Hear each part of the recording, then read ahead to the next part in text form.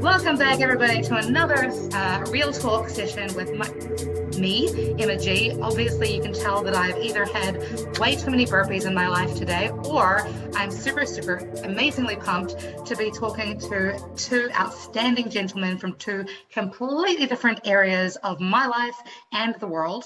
We've got Tony Porter all the way here from North Carolina, Charlotte, North Carolina, and Richie Hardcore Stewart all the way from Auckland in New Zealand. That's Auckland or Auckland for Americans, not Oakland, California. No, Oakland, yeah. How are you guys doing? I'm well. Thank you, Emma G. Thank you for having me. I'm doing well. It's really good to have you guys here. I'm great too. Thanks for having me. It's cool. Like, this is the wonderful plus side of the whole lockdown experience, is joining with people all around the world using technology. So yeah, I'm good. Excited Isn't it crazy? Because, being from New Zealand, I we're so isolated. I think, between the states, you can kind of get away with a little bit, but you can't really get away with traveling too far and wide from New Zealand. So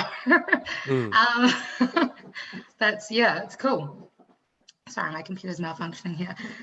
Cool. So to start off, do you guys want to talk a little bit about who you are? Obviously, in the description, I've put down a little bit about what work you guys do. I've been plugging your various TED Talks and talking about the fantastic work you do with, healthy masculinity around the world. But do you guys want to sort of give the people a little rundown on your history? What?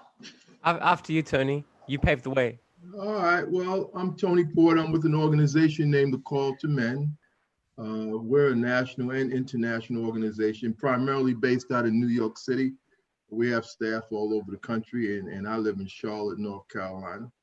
And our work is really based on engaging men in ending violence and gender-based violence and discrimination against women and girls with a focus on promoting healthy manhood. We believe we increase healthy manhood, we decrease violence against women and girls. So we're with men, male identified folks, wherever we can find them.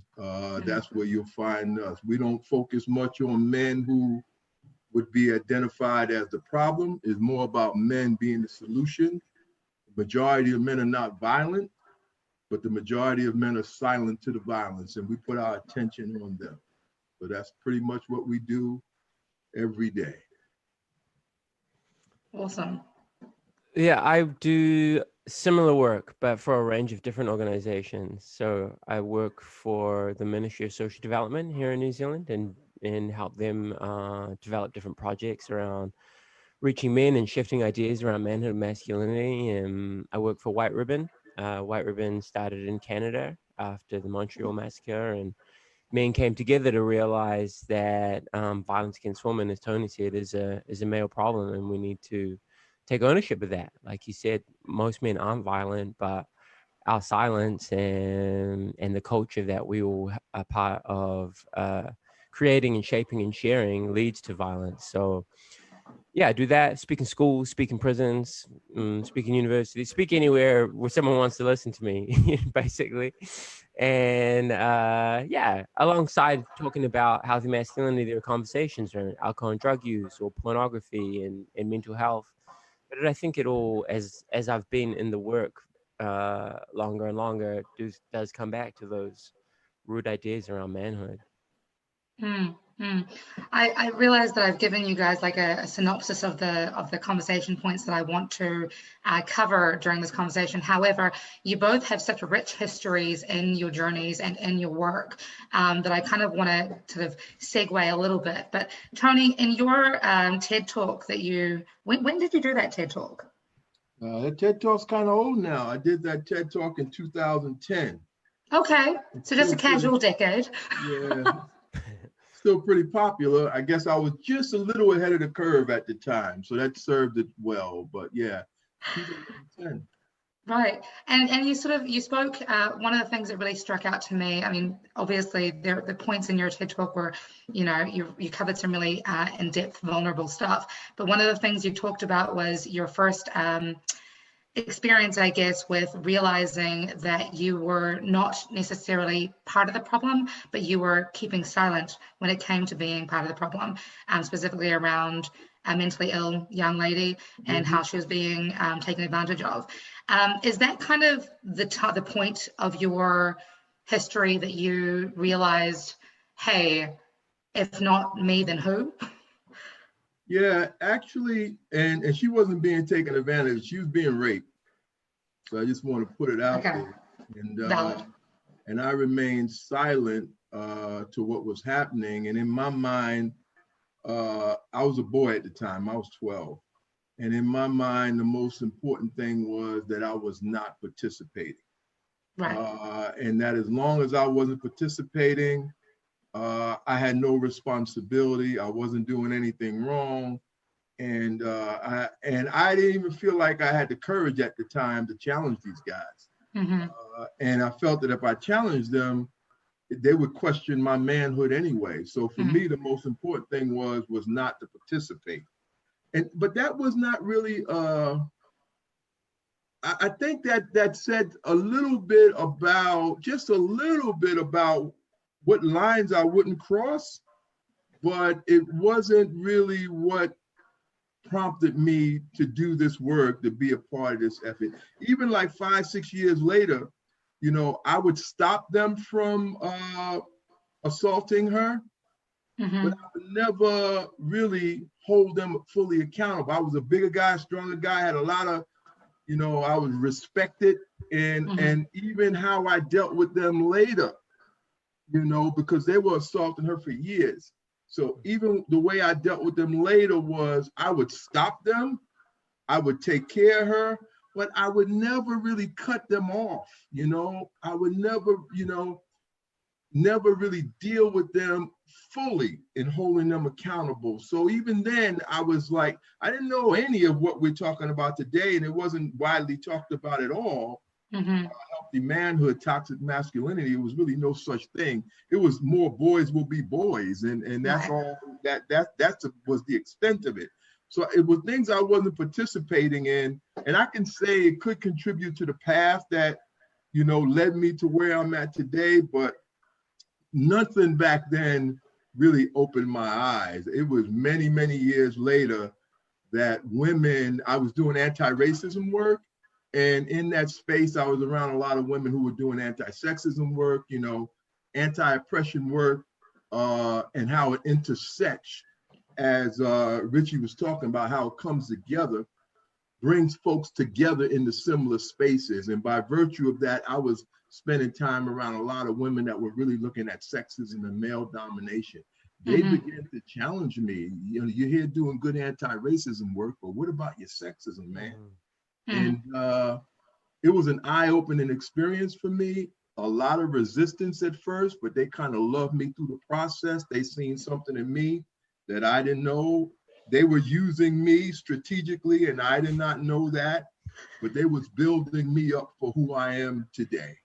And so I owe it to them. This is really, I would have hoped that I would have come along and did the right thing, but the truth of the matter is, it was women guiding the process. What about you, Richie? I had this organic sort of journey to where I am now. And like Tony says, a lot of the stuff I know, you know, like there's a lot of retrospective learning. I look back at my life and I'm like, oh shit, I didn't know what I was talking about or doing. And I didn't have a plan to be in this space, but I grew up like a lot of kids with family violence and domestic violence, and a dad who was trapped by his own constructs of masculinity, and he dealt with that through alcohol and alcoholism, and it's a whole family history of that. And that obviously shaped my worldview. So I guess I was always kind of sensitive to the violence that women in society experience from a young age, but I didn't have the academic professional understandings around it.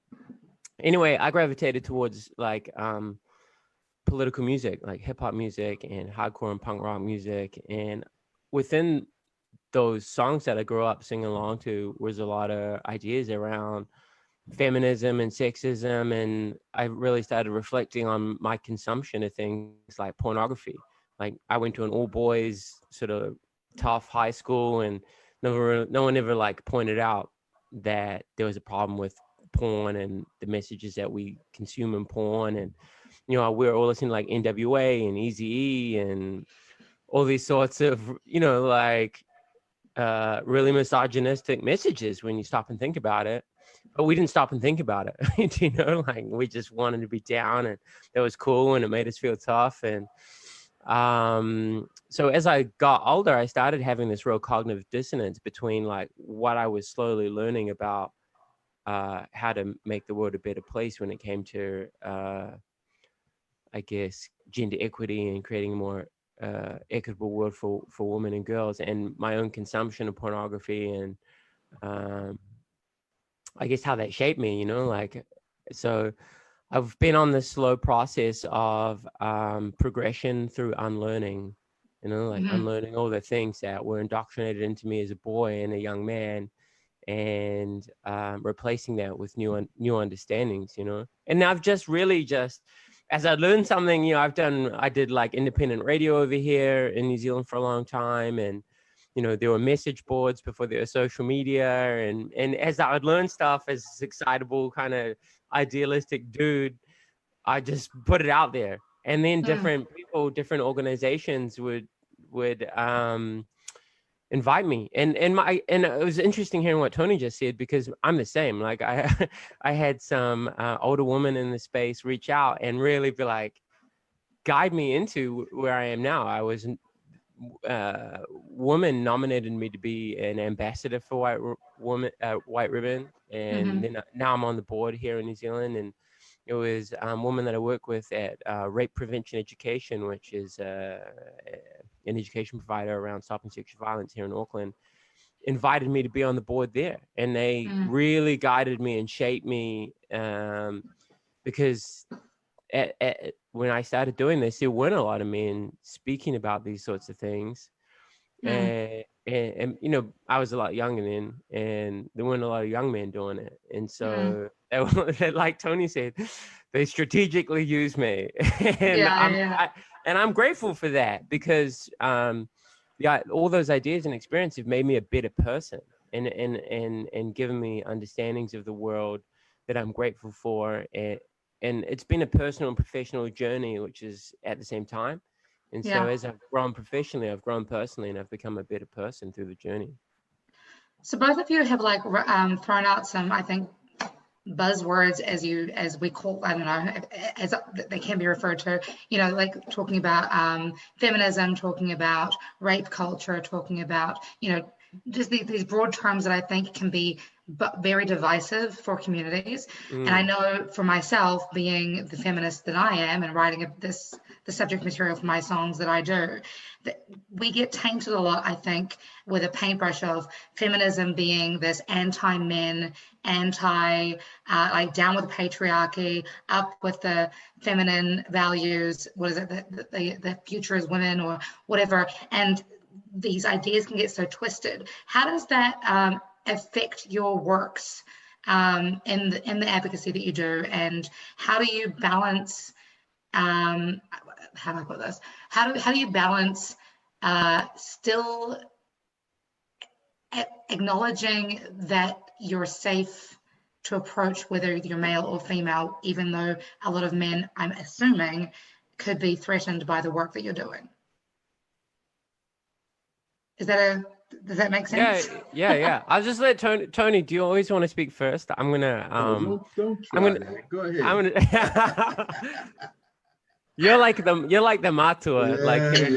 Yeah. But go ahead. I'm listening to you. Well, for me, it's been an evolution then. Like, I came to these ideas through, I guess, a radical feminist viewpoint. Like I was reading academics that looked at stopping male exploitation of women and the commercialization of female bodies, and it really made a lot of sense to me. It made me become aware of the inherent privilege that I have as a cis-bodied, a cis white man, right? Like, these are ideas that I've only just come to understand. And I guess for me, it's become very nuanced. And I'm, to be honest with you, I'm a bit cautious about how I speak in public spaces sometimes, because intra-feminist discourse can be fractious. Like there are a lot of different ideas within feminism, you know, and as a man, I don't necessarily feel it's my space to weigh in on those arguments. Like I have my values and my views, but I never want to speak for women, and I've decided that I'm best based using feminist understandings of the world to speak to men in a way that men understand. And I'm mindful of jargon. You know, I think some men, when they hear toxic masculinity, they don't hear the sociological constructs of manhood are damaging for you and for women. They hear men are bad, right? Right. And they hear men are bad and boys are the problem.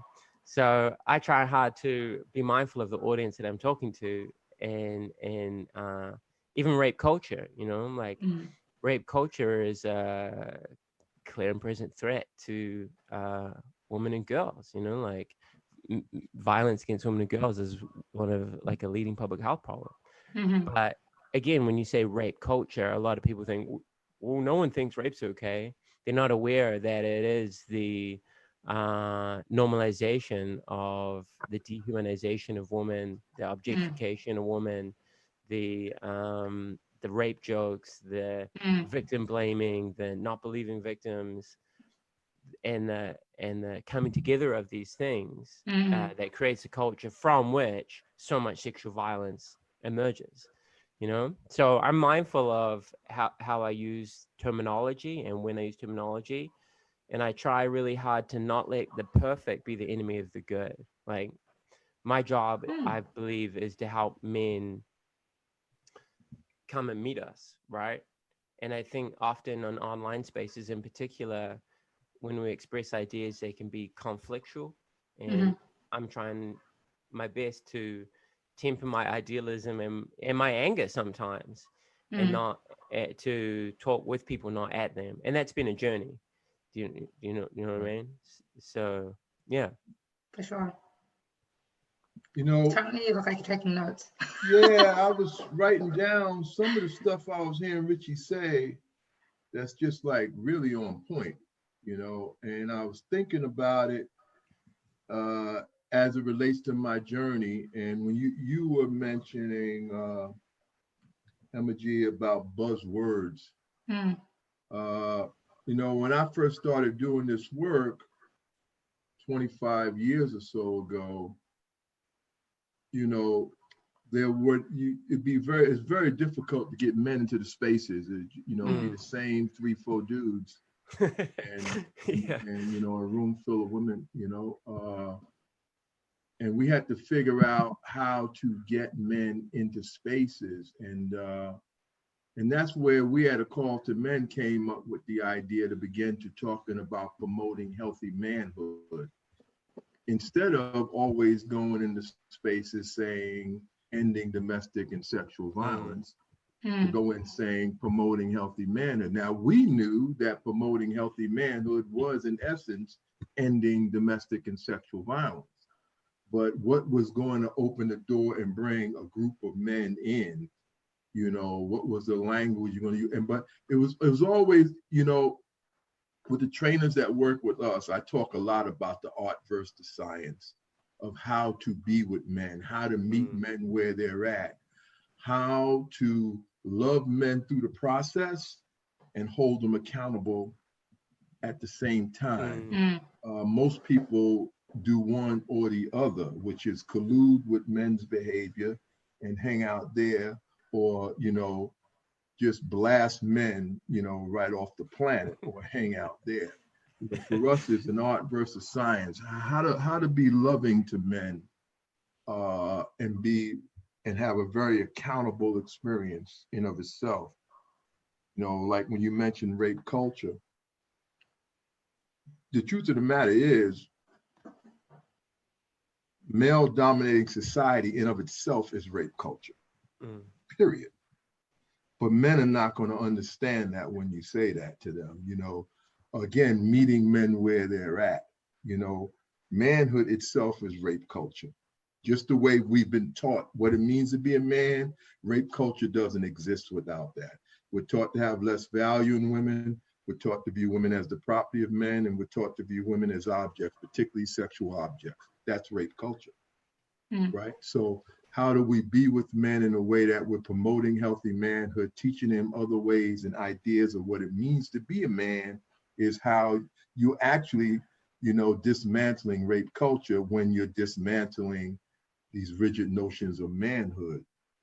Richie made mention of toxic masculinity. I really appreciate, I remember when the term first hit the maps 5 years or so ago. And what I appreciate about it is we were talking about masculinity. It was a public discourse on the whole notion of masculinity. But toxic masculinity sets the stage for good guys and bad guys. And that's not how we do our work at A Call to Men. Is when you look at men collectively, is how we look at men collectively. Within that, you have a percentage of men, which is more so a minority of men that's physically, sexually, and otherwise hurting women. And then you have the rest of us who for the most part don't, but we're in there. It's like these men couldn't do what they do without us. We're in there, right? So when you say toxic masculinity, well, then you got average masculinity, I guess. I guess you got good masculinity, and as men, we start putting ourselves in these different compartments. So we're not that big of a fan of it, just like you'll never hear us at A Call to Men. Well, you might hear us say, but we shouldn't have, is we don't do good guys and bad guys. And that's what the term toxic masculinity sets the stage for. And then lastly, the thing that you talked about, well, MJ, you was talking a lot about feminism. And when I first started doing the work, it was really clear that if men was going to do the work, they had to take leadership from women. That was the language. Leadership from women. I'm older than most women coming into this space. I've been doing this work longer than most women. If you coming out of college right now and you've been doing the work for 5 years, I've been doing the work longer than you've been alive. Now, I'm not a woman. I'm not female identified, so I haven't had your experience. Right. And I'm going to own that. Right. But I know a whole fucking lot about this work. And I am not, I'm just too old, I guess, at this point. I am not just simply going to take leadership from you. Right. Let's say you're a white woman from the suburbs, grew up, totally afraid of Black and brown men, grew up in a community that's rooted in a race construct, right? And while you're doing battle with that, that's inside of you. You go to college, you get involved in women's studies courses, and then you embrace this and you come out and you become a domestic violence advocate. That doesn't mean you worked all that shit out. I'm not going to immediately take leadership from you. That ain't happening, period. So for me, it's not necessarily about taking leadership from women. But what is central to my work and my belief is the voices of women. The voices of women, and that's a collective thing, man. That's not one person. That's a collective thing, and how women shape that. And to Richie's point, I'm not going to get in between how women work this thing out, because the intersections of oppression, right? You have women in the margins, and then you have women at other places, and women have to work that out, how feminism then gets centered and how it looks, right? And I'm going to be an aspiring ally and supportive of how they work that out. I'm not putting them on blast. I'm not challenging shit. I'm not doing any of that, right? And I'm not going to support anybody that is. So where I stay centered at is the voices of women. And that's a collective experience that guides the work for me. And I think that works for me, and it works for how we do it at A Call to Men. And for us, we're not moving away from feminism, but what we believe feminism teaches in many respects is humanity. Right? So we're all about humanity. And I think that helps us to cover the bases. Yeah. For sure. You touched on, Tony, you touched on the discussion point around white women in America and, you know, their struggles with not just sexism and, you know, being treated as less than, but also their struggles with coming to terms with brown and black cultures here as well.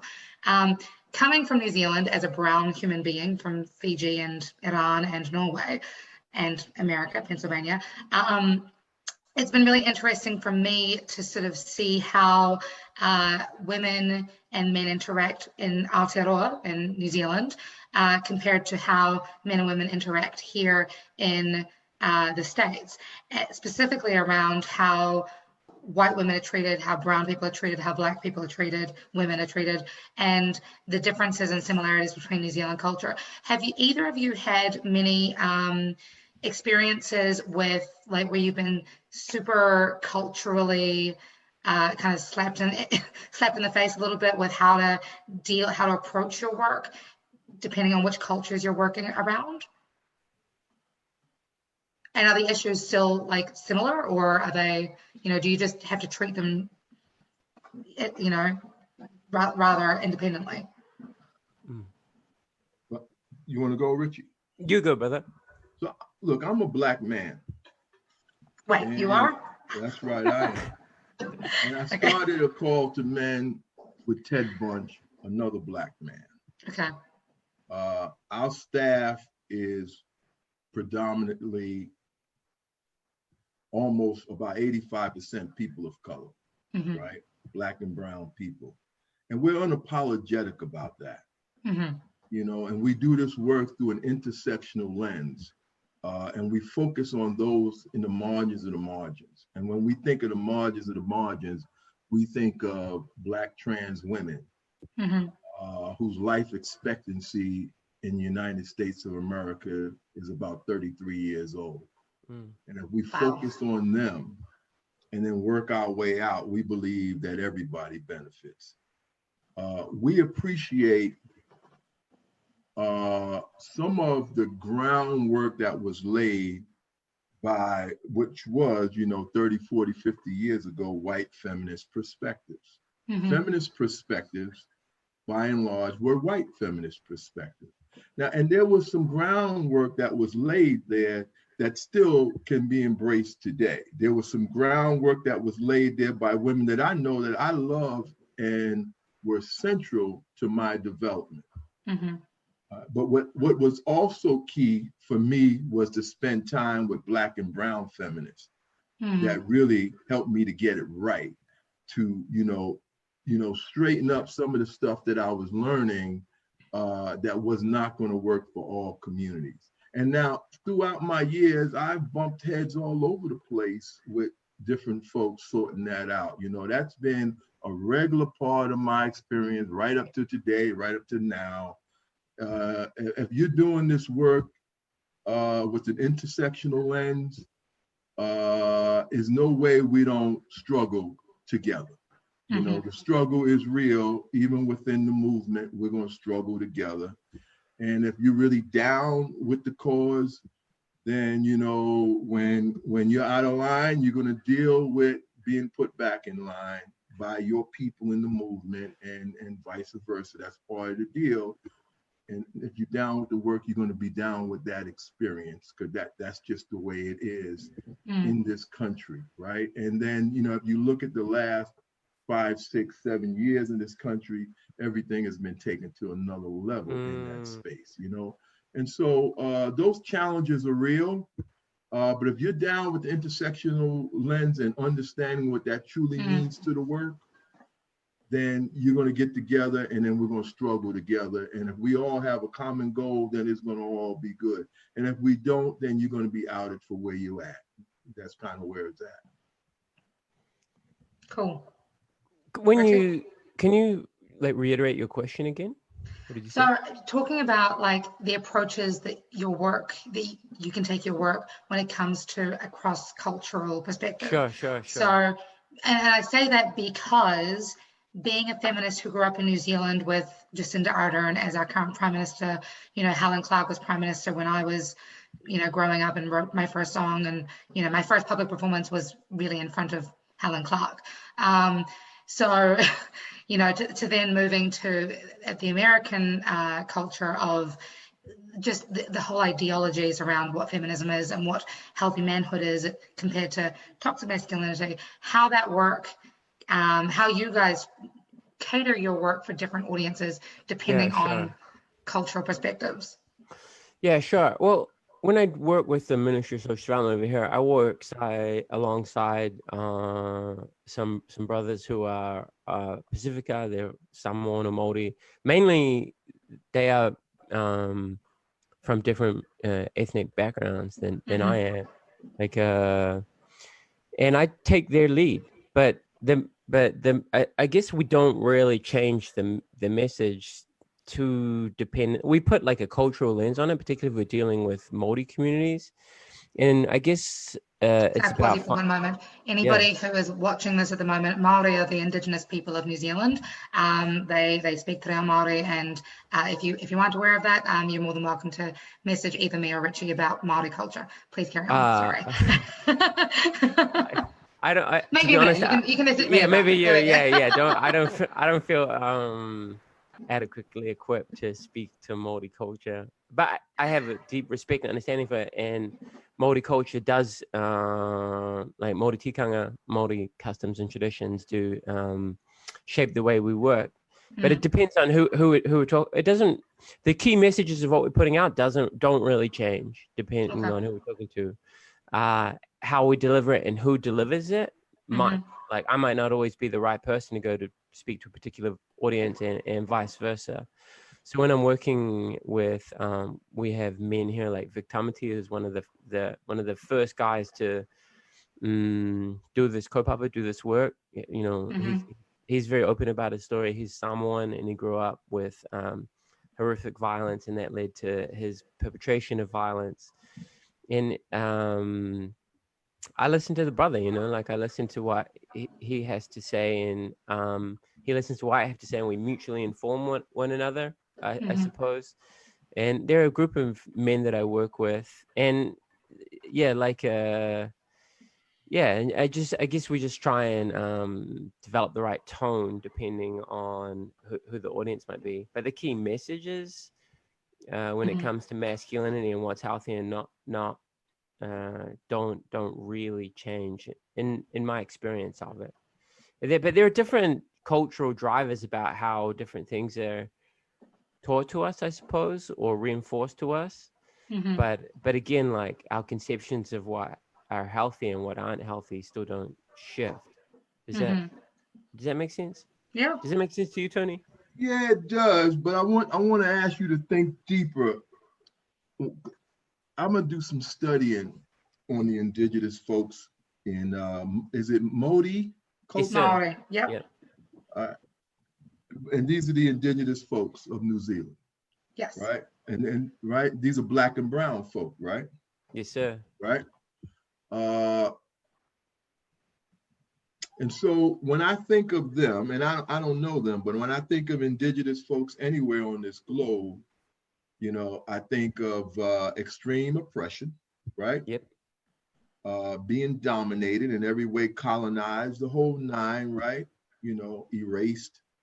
Erasure of culture, all of that, right? I'm assuming they experienced all of that at the hands of white-skinned folks, white-skinned privilege, white-skinned domination, white supremacy, right? Yes. You agree with that? Am I missing the beat on any of that? No, not at all. So yeah, we have we do have that legacy of colonization. Our Māori are overrepresented in our prisons, like 15% of the population, over 50% of the prison population. Young men are overrepresented in suicide, overrepresented in substance abuse, right. A whole range of marginalizations that stem from that colonial oppression. Right. So everything that you're talking about is all rooted in trauma.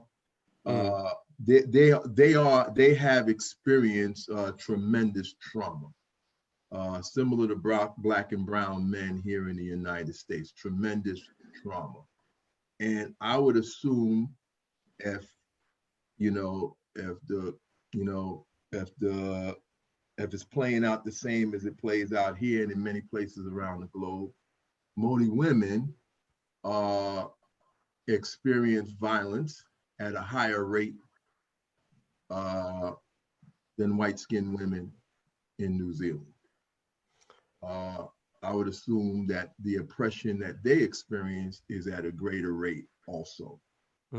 As we know here in the States, that violence against Black and brown women is about 30% higher than what some may call mainstream women, which is white, Christian, middle class, middle-aged, heterosexual, cisgender, able-bodied, right? All part of domination as it looks in this nation. So when you talk about Modi men and that you work with them the same way, for me, the thing that we learned to do here, and we didn't do this in the beginning, and speaking about white feminism, early on in the work of A Call to Men, even though I came to starting A Call to Men from doing anti-racism work, what we didn't want to be, when we started A Call to Men, we didn't want to be, as they would say here in the state, pigeonholed into, well, they're Black men. The only thing they could talk about is Black men. We felt we had a message for the masses. And so we kind of went mainstream ourselves. And then when we got established, then we circled back. We got established as leaders. We circled back and start talking about the experience of our people. And what I remember in those early days is everything was focused on holding men accountable, right? No pathology. Can't talk about men's health. Can't talk about men's mental health. Nothing that would look like pathology, because we had to stay centered on socialization, because pathology would then be a slippery slope. Court systems, mental health systems will let men get by on the violence. And this was coming from white feminist perspective. And believe me, I could get it. It made sense. But where we're at today is we've gone past that. The things that need to be, the foundations that need to be established have been established.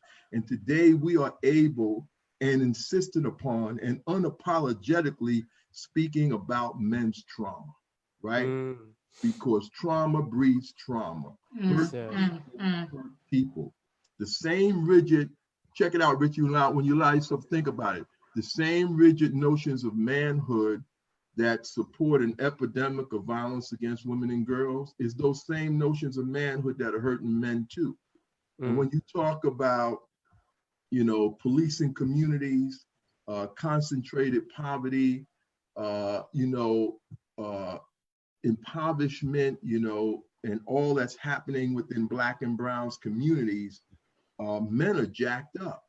And so we at A Call to Men are very comfortable at this time talking about hope and healing for men, men's healing, right? And knowing that where we leave space for that, women and girls are going to be better.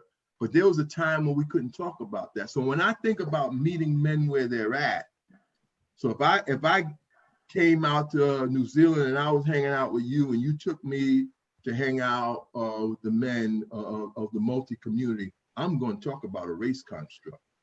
And I'm going to talk about what our experiences are in a race construct. And that's not a conversation I'm going to have if I'm with white brothers in a mainstream space. Then we can talk more generic about manhood. But if I get with those brothers, I'm going to be talking about what's happening to us and what we are now doing to our sisters and how we need to be in lockstep and cut this shit out. You know what I mean? It's going to be a much more grassroots kind of conversation than I would have in a mainstream platform. Now, it might not be a conversation for a white man to have. Yeah, thank you for saying that, because I'm like, yeah. But there is a way to say you understand that. Yeah. Right? Yeah. And open the door that they're comfortable to, and it can sometimes a slippery slope, because it's not like we at times as Black and brown men won't take what's happening to us and use it as an excuse to not be held accountable. That shit happens too. But by and large, the truth of the matter is we cannot no longer not talk about men's trauma when our goal is to end violence against women and girls. You can't separate out men's trauma. You can't do that. 100% agree with everything you've said. I guess when I'm thinking about my personal delivery of this work, like you say, I'm not entirely sure as a guy of Lebanese European descent that I guess I feel shy to talk about that, and I don't want to come across as some white savior. Right. So I try and speak to what I know about universal constructs of masculinity and the messages that we all get from society through hip hop music, through pornography, through advertising, through the shit our dads say, the shit our sports coaches say, but there is a really great movement here that I work alongside sometimes called, and they speak specifically to trauma. It's a big Polynesian friend of mine and his wife, Samoan Māori, and they're called Cheers Not Your Rehab, and they just kicked it, and they work very specifically on helping men heal their trauma, and if they heal that trauma, if they have an understanding of their cultural heritage and their and the epigenetics of what has been passed down through colonization, and then it is going to lend, as you say, to creating society where women and girls are safer. And so, yeah, I guess with my own journey, I feel shy to speak to that. I feel but you figured it out. You figured it out with women, right? You know how to be an aspiring ally to women, right? Yeah, but like you said, I butted some heads on the journey, brother. Right, and that's true. And you got to be open to that. You got to be open to the hits on the journey. But you can be an aspiring ally also to the multi-men. You don't walk in their shoes, but you can empathize and you can educate yourself, and then you can be an aspiring ally and actually use the influence you have, right, to better what's happening there. So there's no question that you can get in there. I appreciate that. I used to be, well, in my personal life, like I was married to a black woman. I'm divorced now, and I went to a very multiracial high school, and had a lower socioeconomic school, and like my personal life and the lens that I look at the world through as a man has been really shaped by those two formative things, and hearing those experiences very personally about what it's like to be on a personal level discriminated against because of your skin color, and the nasty things people would say to you because of your skin color. And then as I've grown as a man, academically got educated, I look at those systematic oppressions. I look at the impact of colonization and structural exclusion and disproportionate police sentencing.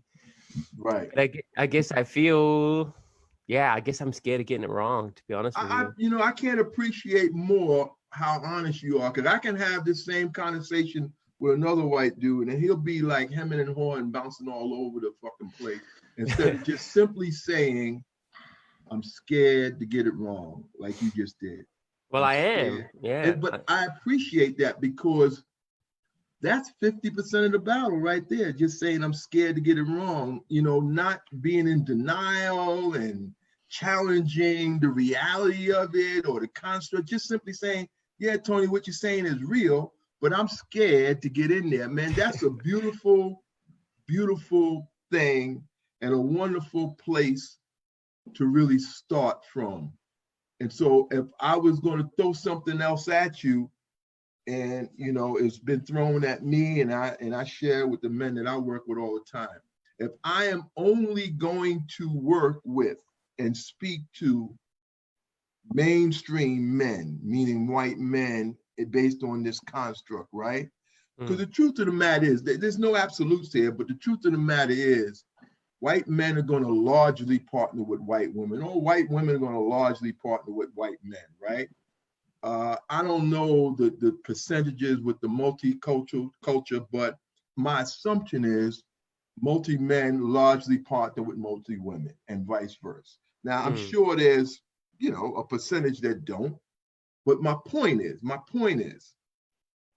if I'm not willing to work with multi-men, or if I'm not willing to work with Black and brown women, and let me say it again. If I'm not willing to work with multi-men, if I'm not willing, and when I say willing, being really intentional, it's not like you're saying I don't want to, but I'm saying being really, really intentional, I'm going there.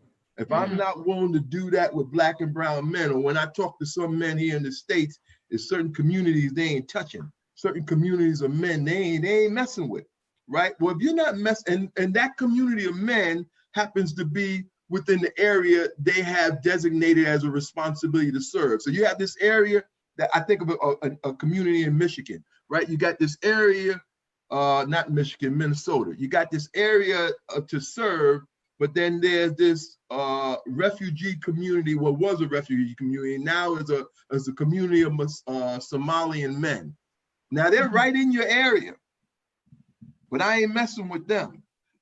And so what I say to those, and it's usually white dudes, sometimes Black dudes too, but what I say to them is, if you're not going to talk to those Somalian brothers, then you need to also be able to say, I'm not about ending violence against Somalian women. Word, You feel what I'm saying? That's just math. Yeah. That's just math, right? That's just numbers, right? Yeah. That's just numbers. And so you got to figure out that. I just always, when I'm talking to younger men, man, you just got to figure out, and it comes down to how comfortable are we with meeting men where they're at? Because that's the thing that scares us, is meeting them where they're at. Because we have a tendency to believe, not you, not me, but we have a tendency to believe that meeting them where they're at is giving them is uncomfortable. It's giving them too much of an upper hand. It's putting me out of my comfort zone. And it almost makes us feel like we got to co-sign nonsense and things that we're against them. Actually, we don't have to do that to meet them where they're at is just being open to listening how they see the world, right? And working from there. I think that's an important point, is like actually listening to them, right? Listening to people's stories. And I think there's a really big, sort of misconception that I feel like a lot of people listen to respond without listening to understand, right? And I think that's really important in this work, is that, and something that you both do extraordinarily well, is that you listen to then process and understand, and you do meet people where they're at. Give yourself some credit, Richie, seriously. You do some really great things around, listening to understand and then responding and with kindness and with love. It's a constant evolution, like I think, if I'm being honest, there is an insecurity in me, and I have kind of like a weak inner little kid who hates being wrong, and I overcompensate for that fear by trying to explain how right I am. You know what I mean? And it's been a journey to stop and listen and not be right, but as you say, hear someone and understand them. I love the way you I love your vulnerability though, man. Man, like I grew up, I used to be a professional kickboxer, bro. Like, and I've come to understand, looking back doing this work, that I've covered my bodies in tattoos and got as tough as physically I could. Like, I used to be like a New Zealand champion and all this stuff. I used to be good at hurting people physically. But I've looked back and I'm like, man, I did that because I was scared. I love it. Like, martial arts and combat sports have been the very best thing that gave me a basis to have the confidence to talk to you now. But like, I'm inside, like I had to cover all my scaredness up and all my insecurity up. I was, I just have to be honest about that. And I guess I endeavored to be vulnerable in public platforms like this because, man, I'm surrounded by like gangsters and guys who have been in and out of prison, or they're just, reconstructing all the stuff that you're working hard to educate people about. And if I can't be vulnerable, then how can I expect them to be, And that's 100% correct. I mean, it's like at the center of our work is transparency and vulnerability. You want to bring men along, you got to give of yourself. That's also part of meeting men where they're at, right? They are, yeah. You got to give of yourself. You can't expect them just to jump on your train. You have to be willing to share and no big I's, no little U's. We don't do experts. Nobody's an expert. We just got some information. We want to hang out with you and share. Yeah. And that's it. And a big part of meeting men where they're at is you got to give, to get. You got to open up. You got to share. And another thing that I appreciate so much as I'm listening to you, Richie, is you got to share your inconsistencies. Oh. Nobody got this thing down to a science. We're just on a journey. I'm full of them, man. I'll speak all day about the negative messaging in media, and then like I hit the gym. It's like boom, I'm putting on some hip hop, and I'm like, that's a terrible misogynistic lyric right now, but you know what I mean? Like, I'm full of paradoxes, but I'm trying my best to work them out and be more consistent. Yeah, I love it. Yeah. No, I hear you. It's weird being a musician here in DC because I'm the brown singer chick that all the rappers want to collaborate with. So I'm like, okay, cool. I have 4 rules.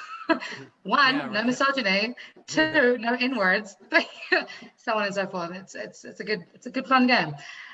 We've got 9 minutes left, guys. Thank you so much for your time. Is there anything that you kind of want to cover before we finish up tonight? Otherwise, I can finish up with one more question, but I want to sort of lead this over to you guys. And again, thank you for your time and your insight and love and knowledge on these topics as we're all still navigating coronavirus over here in the States, and obviously over in New Zealand, you guys are at a better level, but still not back to normal. Yeah, well, man, we're a tiny island at the bottom of the world, so we have some natural advantages. I don't have anything to add. I just really want to say thank you to Tony and acknowledge him for his leadership in this space, like globally. Like I first saw you in the documentary, The Mask We Live In, I think. And I was really taken with what you had to share. And it's been kind of like not to be uncool, but like a bit of a fanboy. I'm like, yo, I'm talking to Tony Porter, and I just want to say thank you, because it's tiring and it's emotionally draining, and it's not just a job, it's a life, it's a life doing this. And that's why you're so good at it, and that's why you and A Call to Man have reached so many people, because you care so on a cellular level about this. So I just really want to acknowledge you, and that this has been a real pleasure for me talking with you. You know what? I'm going to accept that from you, because these are things we don't do as men, right? Like you said, I forget how you just said it, but I know when I was a kid, a younger man, if a man gave another man a compliment, the men around would say, get off his jock. Yeah. Jock, what's up? And we wouldn't say jock, by the way. No, neither would we. You've got the most polite version of me you ever heard. But when you think about it, what we were saying was you don't have permission to give another man a compliment unless it's good jump shot or good tackle, maybe with you good takedown or something. Then I can say that. But I can't just speak about you in a genuine human way, and say that, being with you has done something. We separate ourselves from that when we're little boys, man. And that whole thing around not asking for help, not offering help, not accepting help, that men don't do that because it's a sign of weakness and women are weak and we're defining manhood by distancing ourselves from them. All of that nonsense, but real central to our socialization, I believe for us is right then and there that we distance ourselves from humanity with each other. And so there's no space. There's no space for you to say what you said to me in the company of other men. They want to know what's up with you. What you all over this for. And so I love that coming from you. And the other thing is I'm supposed to be uncomfortable when you say it. And I'm not. I'm claiming it. I'm accepting it. No, you're turning. And so one last thing, the thing that excites me about you is being a martial artist, you're a fighter, right? Or was a fighter, right? I'm a coach now. I train fighters, young men. That's real alpha male stuff. That's stuff that men respect, right? So I'm always talking to athletes about how do you take the influence that you have and create a platform, right? And so you have influence with men in your country and maybe some internationally as well. When you speak, when they hear you're going to be present and you speak, they're listening, right? Yes. Yeah. Yeah. I want you to be, and you already mastered this. That's why I'm excited to be around you. When I'm talking to men like yourself, well, I'm going to want them to speak about something other than how to take a guy down, right? When you got an audience of young boys in front of you, they're in front of you because of your fighting skills, but that ain't what you need to be talking to them about. And you mastered that. And thank you. I love you for that. That's a beautiful thing. Thank you. I feel awkward with the praise, but yeah, I've tried really hard. I've set up like a couple of workshops and stuff here, and the draw card is combat sports, but I get guys coming in. I do a talk on masculinity and breaking it down, and we have brothers talking about mental health and try and Trojan horse in those ideas as you talk about it. And it's really cool for me. Just yesterday, I had one of my students like call me up. He hasn't got a dad in his life, and he just wanted to talk about some real shit, and felt good. The reason we know each other is because he wanted to learn how to throw, he wanted to learn how to fight. But what he's really looking for, like a lot of men who come in the gym, is a sense of belonging and kind of love. And thank you for recognizing that. It means a lot. Yeah, cool. Before I ask my last question, I just want to let you guys know that Ayla from Wellington is saying this is so good. It's interesting as a youth worker to be thinking about how we can talk about this stuff with adolescent males. Rich from DC says men can't learn how to be loving if they are not loved. People learn by watching, not by being told. So having examples of how to be real men, kind and thoughtful and strong, are the only way to forward.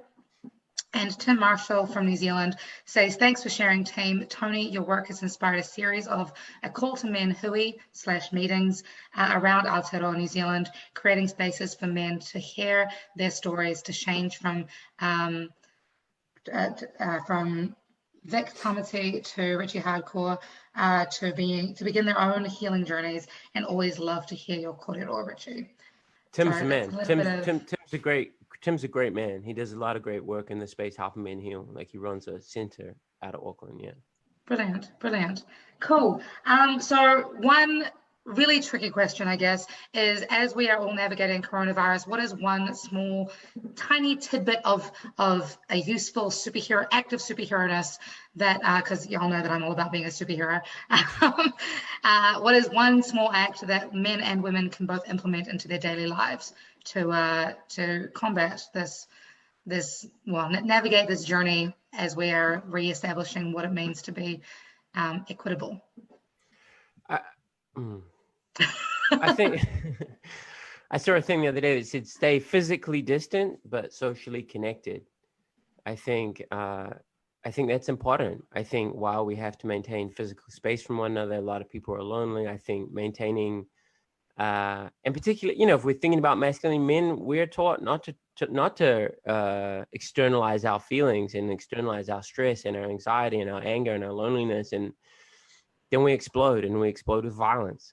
And I think if people, men and women, can reach out to one another, not just with a text, use the phone, use this sort of technology, and ask for help and offer help and check in on people that might be having a hard time mentally and emotionally. I think that's a thing that we can all put into a daily practice, like checking in on one another, staying connected with one another, having honest conversations with one another. I think that's going to be really important through this difficult, anxious, stressful, confusing time. Awesome. Yeah, Richie nailed that piece. I'm not going to reiterate it. So what I would just add to that is that when we talk about domestic violence, one of and we talk about the tactics, right? The various things that are done outside of actually physically hitting or sexually assaulting. And one of those is isolation. And this pandemic has created isolation. So women are isolated with offenders of domestic violence. And so my biggest thing is to encourage men, if you've seen a brother looking stressed out, like he's about to act out, we need to talk to each other. This is not a time where we refrain from saying, yo, man, what's up? This is the time to say, yo, what's up? How you doing? What's going on? You don't sound right. This is not the time to just bypass that. We need to talk to each other. I love that. I love that. And I love you guys so much. Thank you so much for being here. Thank you to everybody who's tuned in today. Remember to spread love like it's going out of fashion. Be your own kind of superhero and call your mum. Peace. Peace. Thank you. Thank you.